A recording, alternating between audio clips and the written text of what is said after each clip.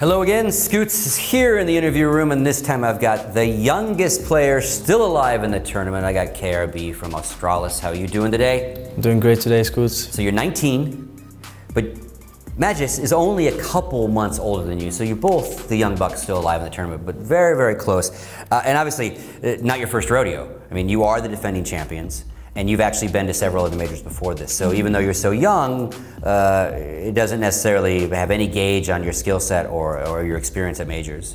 But how does it make you feel being that young and being like in the limelight like this?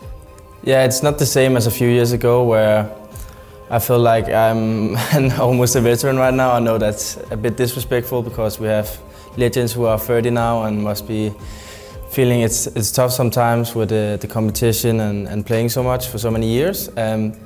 But yeah, I already feel really experienced, to be honest. This is my fourth major, and I've been through a lot of ups and downs in my career already, and it's definitely made me a more mature and a stronger player. So I'm just looking forward to the playoffs here and gonna enjoy every moment of it.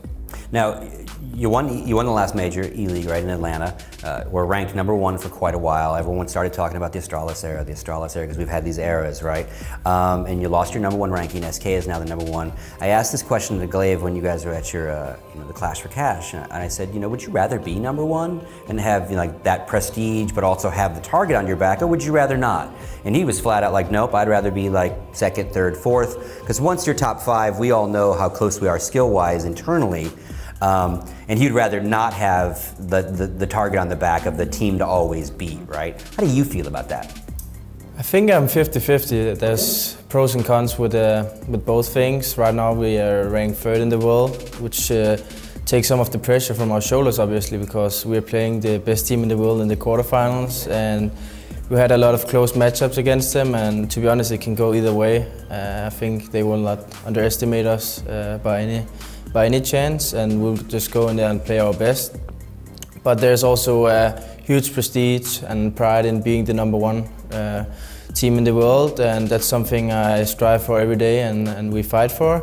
So obviously it was sad to SK to come in and ruin our era, so to say it, but we really want to win this tournament, and it's just one game at a time, and this for sure could be one of the greatest games ever.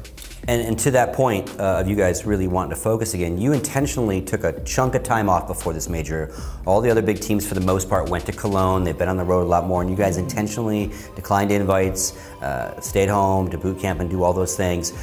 In retrospect, and you came in here a little shaky, that very first match of Immortals, shaking the rust off and went to overtime. You all still feel that was the right decision? Yes. I think no matter the outcome, we will all think it's the right decision. We planned this months prior to the major to feel the way we can prepare the best for this huge tournament. So we had everything planned out, and it kind of went a little bit bad when we didn't qualify for the EPL, because that was the point where we couldn't participate at Cologne because we wouldn't have any time to practice. And we're here to do our best and come in our best shape to defend the title, and we're not going to come in with 50% with too many travel days, too many tournament matches. We'd rather be feeling confident in our strategies because we are a very tactical team.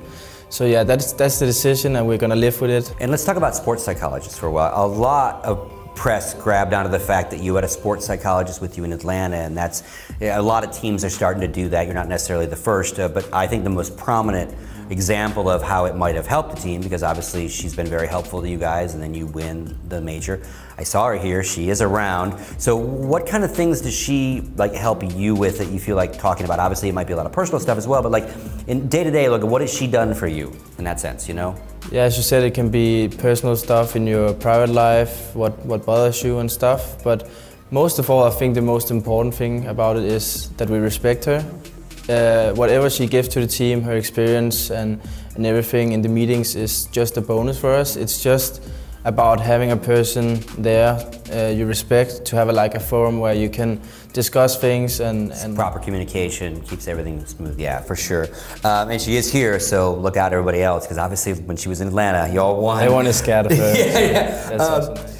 So you went 3-1 in the groups. One loss was to SK, who you are going to play again. That was on Inferno. We had a lot of Inferno during the group stage. So what are you guys taking away from that loss? It was actually a really rough loss for us because we feel like we didn't get in our comfort zone in that game. We lost 16-8 and Colsera had the game of his life almost. I know he has a lot of good games. He has that a lot, doesn't he? But it was a really good game from him, and we just went back to the hotel like, you can't have that game every day. So yeah, we had to take the loss, and we came back strong the day after. So now let's keep talking about him, because luck of the draw, if you will, gets you having to play those guys in the quarterfinal again. Obviously, best of three, different kind of world than a best of one. Any thoughts going into that one other than it's going to be a crazy match?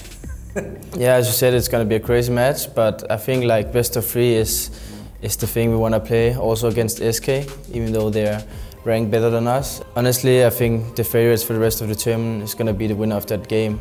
That's not a secret.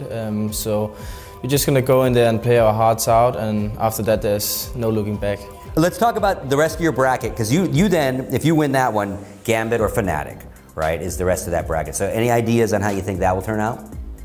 I think Fnatic will win, but it's going to be a close game. And then you beat Fnatic and you sit in the finals? I hope so. All right. And then Virtus Pro. I was going to say, so Big Immortal, North, Virtus Pro, are those two bottom matches? I think VP, it's like the last major. They always show up, no matter the form they have showed. Last time they also lost a rather easy tournament in China and came to the finals in the major. So they're gonna be fueled by the home crowd, and I'm pretty sure they will be in the finals here. All right, so possible Astralis VP finals in there. Does that scare you at all? Because obviously the Polish fans love Counter-Strike, but they really love Virtus Pro. I don't think it scares me. This is the day I live for. This is my profession, and I really enjoy playing in big stadiums, and I thrive under the pressure, I think. All right. Any final thoughts? Anything you want to tell your fans? Anyone out there? Just thanks for the fans, for the daily support. We really appreciate it, and let's get a good major playoff. All right. Thank you very much, and good luck.